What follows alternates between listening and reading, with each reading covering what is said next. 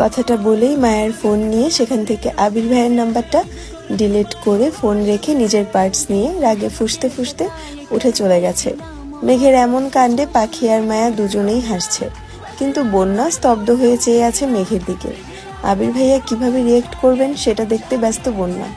মেঘ আবিরের কাছাকাছি আসতেই আবির তীক্ষ্ণ দৃষ্টিতে মেঘের দিকে চাইল। ক্রোধিত মুখশ্রী দেখে আবির কপাল গুটালো। মেঘের সরু নাকের ডগা ফুলে উঠেছে, ঘামে চিকচিক করছে মুখ, সাথে লাল হয়ে আছে দু গাল। মেঘ কাছাকাছি আসতেই আবির ঠান্ডা কণ্ঠে শুধালো, রাগ উঠেছে কেন? আরো আড্ডা দিলে যা, আমি ওয়েট করছি, সমস্যা নেই। মেঘ রাগে ফুঁসতে ফুঁসতে উত্তর দিল, আড্ডা দিব না, চলে যাব। আবির চিন্তিত স্বরে বলল, কি হয়েছে? কে কি বলেছে? মেঘ মনে মনে বলছে, আপনার উপর কারো নজর আমি সহ্য করতে পারবো না। আবির ঠান্ডা কণ্ঠে শুধালো, চলে যাবি? মেঘ উপর নিচ মাথা নাড়ল। আবির নিজের হেলমেটটা মেঘকে নিজের হাতে পরিয়ে দিচ্ছে। মেঘ ভ্রু কুচকে আবির ভাইয়ের দিকে চেয়ে প্রশ্ন করলো, এটা তো আপনার হেলমেট, আমায় দিচ্ছেন যে? আবির ভারী কণ্ঠে উত্তর দিল, রাকিবের হেলমেট নিয়ে এসেছি, আমি ওইটা পরবো। এই দৃশ্য তিন বান্ধবী অবাক চোখে দেখছে। বন্যা এবার স্বাভাবিক স্বস্তির নিঃশ্বাস নিচ্ছে।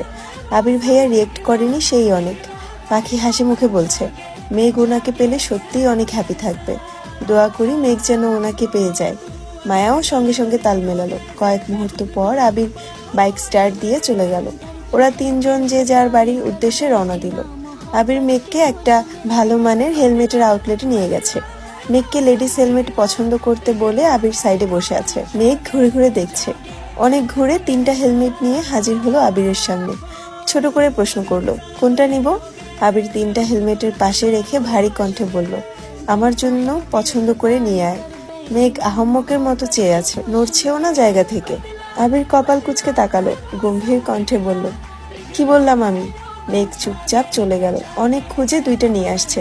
আবির সবগুলো হেলমেট ভালোভাবে দেখে প্যাকিং করে দিতে বলল। মেঘ বিস্ময় চোখে চেয়ে কোমল কণ্ঠে বলল, এত হেলমেট নিয়ে কি করবেন? হেলমেট তো একটা হলেই হয়।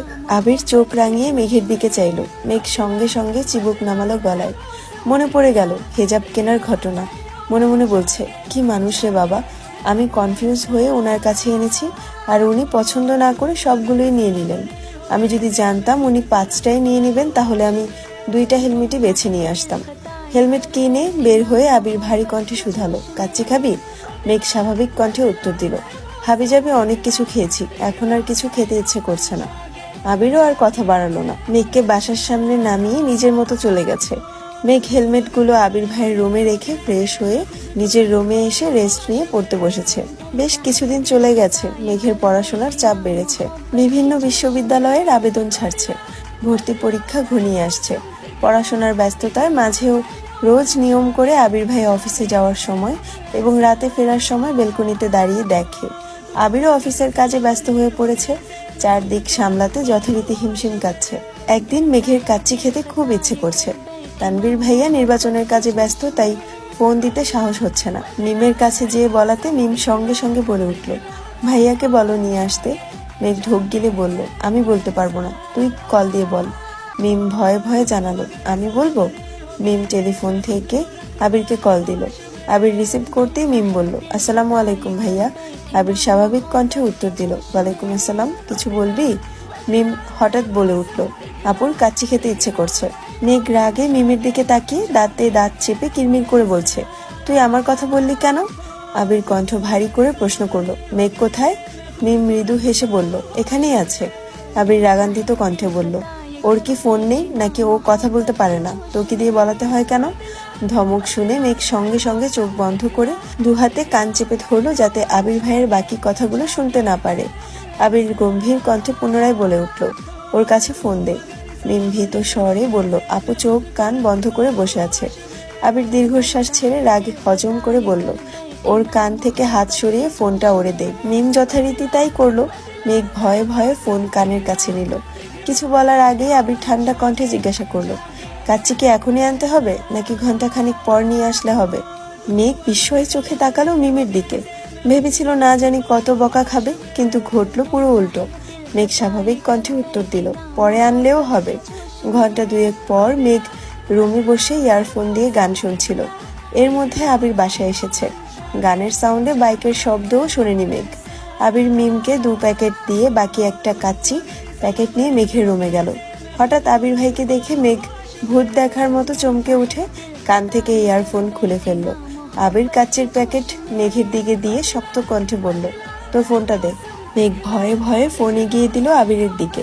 ফোন হাতে নিতেই আবিরের চোখে পড়ল ফোনে গান বাজছে। কি নেশা ছড়ালে, কি মায়ায় জড়ালে। আবির তীক্ষ্ণ দৃষ্টিতে মেঘের দিকে তাকিয়ে পুনরায় ফোনে মনোযোগ দিল। কয়েক মুহূর্ত পর অষ্টাদশীর ফোনে ছবি সহ নিজের নাম, আমার আবির, লাভ ভাই দেখে হুট করেই ভীষণ খেয়ে উঠল আবির। কাশতে কাশতে বিছানার পাশে বসে পড়েছে। মেঘ আতকে উঠে শুধালো, কি হয়েছে আবির ভাই? মেঘ সঙ্গে সঙ্গে পানি ঢেলে গ্লাস এগিয়ে দিয়ে আবির ভাইয়ের মাথায় ফু দিচ্ছে। আবির কিছুটা স্বাভাবিক হয়ে গ্লাসের সবটুকু পানি শেষ করলো। মেঘের ফোন বিছানায় রেখে দীর্ঘশ্বাস ছাড়লো। গ্লাস মেঘকে দেওয়ার সঙ্গে সঙ্গে এক পলক তাকালো অষ্টাদশীর মুখের পানে। এমন কাণ্ডে হাসবে নাকি রাগ করবে সেটাও বুঝে উঠতে পারছে না আবির।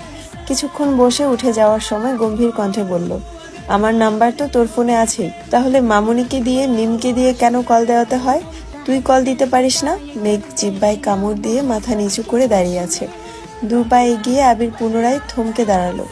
ঘাড় ঘুরিয়ে চেয়ে রাশভারী কণ্ঠে বলল, ভণ্ডামি বাদ দিয়ে পড়াশোনায় মনোযোগ দে। কথাটা বলে 1 সেকেন্ডও দাঁড়ায়নি, বেরিয়ে পড়েছে রুম থেকে। মেঘ বিড়বিড় করে বলছে, সর্বনাশ, নাম্বার সেভ করা দেখে ভীষণ খেলেন উনি। মেঘ তাড়াতাড়ি বসে নাম্বারটা বের করলো। একবার ভাবলো নামটা পাল্টাবে, পরক্ষণই মনে হলো যা দেখার তো দেখেই ফেলেছে, এখন আর পাল্টে লাভ কি।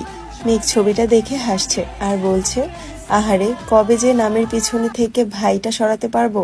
হ্যালো, আসসালামু আলাইকুম এভরিওয়ান। আমি জান্নাত রহমান আপনাদেরকে আমৃত্যু ভালোবাসি তোকে গল্পের 58তম পর্ব পড়ে শোনাচ্ছি, যেটা লেখিকা হচ্ছে সালমা চৌধুরী। আমার কণ্ঠে যদি গল্পটা ভালো লাগে অবশ্যই শেয়ার করে দিবেন এবং ফলো দিয়ে পাশে থাকবেন।